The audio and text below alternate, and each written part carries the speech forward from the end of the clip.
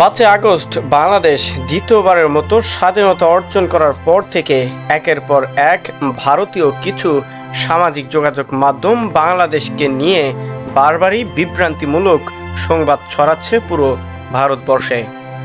এক সংবাদ মাধ্যম যার নাম হচ্ছে এই মুহূর্তে, এই নিউজ পোর্টালটি বর্তমানে বাংলাদেশকে নিয়ে এমন একটা সংবাদ প্রচার করেছে যেটা নেট দুনিয়ায় এখন সবচেয়ে বেশি সাড়া ফেলেছে।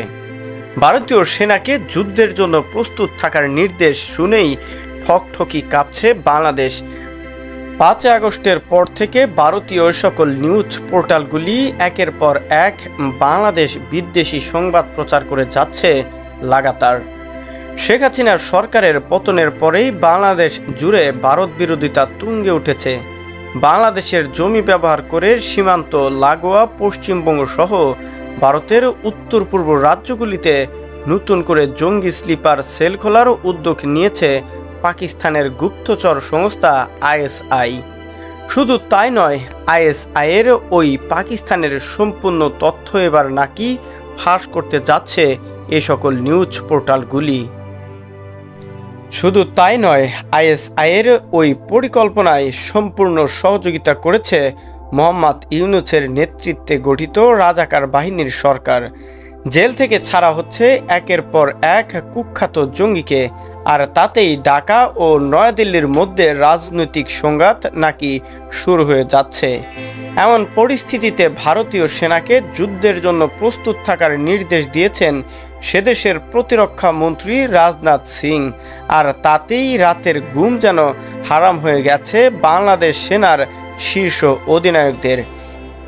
পশ্চিমবঙ্গের এই মুহূর্তে এই নিউজ পোর্টালটি আরও বলেছে, সূত্রের খবর, ভারতীয় সেনাকে যুদ্ধের জন্য প্রস্তুত থাকার নির্দেশের কথা জানার পরেই সেনা সদর দপ্তর পদস্থ অধিনায়কদের নিয়ে জরুরি বৈঠক করেন সেনাপ্রধান ওয়াকারুজ্জামান। ওই বৈঠকে যশোর, কুমিল্লা, জালালাবাদ, রাজশাহী, রংপুর ও সৈয়দপুর সহ সেনানিবাসের কর্মরত সকল সেনা সদস্যের অধিকারী ও সেনা জওয়ানদের যাবতীয় ছুটি বাতিল করেছেন বলে এমন কিছু প্রকাশ করেছে এই নিউজ পোর্টালটি।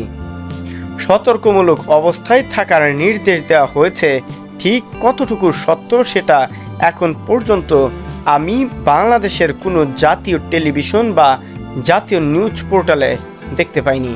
কিন্তু এরপরেও ভারতীয় সংবাদ মাধ্যমগুলি আসলে কি চাচ্ছে বাংলাদেশের কাছ থেকে?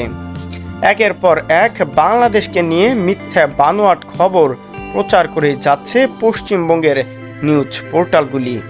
এর আগে তো ভুয়া এক নিউজ প্রচার করেছিল যে হিন্দু মণ্ডপগুলিতে বারবার আক্রমণ করছে মুসলিম বিদ্বেষীরা, কিন্তু এটা যখন প্রমাণ হলো যে হিন্দুরা তারা নিজেরাই তাদের পূজা মণ্ডপগুলিতে আক্রমণ করছে, এরপরে আর সত্য কোনো সংবাদ প্রচার করেনি এ সকল নিউজ পোর্টালগুলি।